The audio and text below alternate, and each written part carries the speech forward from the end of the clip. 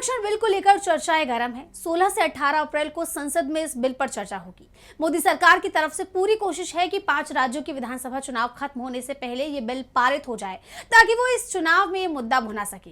यही वजह है कि विपक्ष इस कदम पर सवाल उठा रहा है। इसी कड़ी में एक बार फिर कांग्रेस ने इस बिल को लेकर मोदी सरकार की मंशा पर सवाल उठाए हैं। क्या है पूरी खबर, देखिए इस रिपोर्ट में।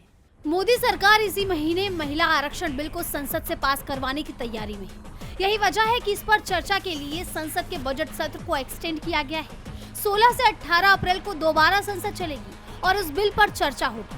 लेकिन मोदी सरकार की ये हड़बड़ी सवालों के घेरे में आ गई है। इस बिल की टाइमिंग को लेकर विपक्ष लगातार सवाल उठा रहा है और इसी कड़ी में अब एक बार फिर कांग्रेस ने सरकार को निशाने पर ले लिया है। पार्टी सांसद शशि थरूर ने गहरी चिंता जाहिर करते हुए कहा है कि सरकार राज्य चुनावों से पहले राजनीतिक लाभ के लिए विशेष सत्र बुला रही है। इसका उद्देश्य 2029 के आम चुनावों से पहले परिसीमन पर नजर रखना है। कांग्रेस 1/3 महिला आरक्षण के लिए प्रतिबद्ध है।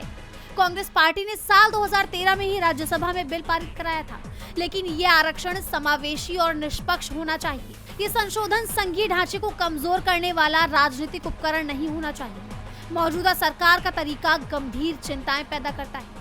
इससे पहले कांग्रेस कार्य समिति यानी CWC की बैठक में भी इसे लेकर चर्चा की गई, जिसके बाद सरकार को चेतावनी भी दी गई थी कि विधेयक के साथ परिसीमन अभ्यास जल्दबाजी में करने के खतरनाक नतीजे हो सकते हैं। यही नहीं, इंडिया गठबंधन एकजुट रूप से इस मामले में चर्चा करने वाला है। 15 अप्रैल 2026 को इंडिया गठबंधन की एक अहम बैठक होगी। कांग्रेस अध्यक्ष मल्लिकार्जुन खड़गे की अध्यक्षता में होने वाली इस बैठक में सरकार की योजनाओं के खिलाफ विपक्षी दल साझा रणनीति बनाएंगे, ताकि संसद में एक सुर में वो अपना पक्ष रख पाए। मौजूदा हालात में मोदी सरकार इस बिल को लेकर बुरी तरह घिर चुकी है, क्योंकि विपक्ष ने अपनी कमर कस दी है। अब देखना ये होगा कि संसद में इस बिल पर चर्चा के दौरान क्या कुछ होता है। DB लाइव की रिपोर्ट।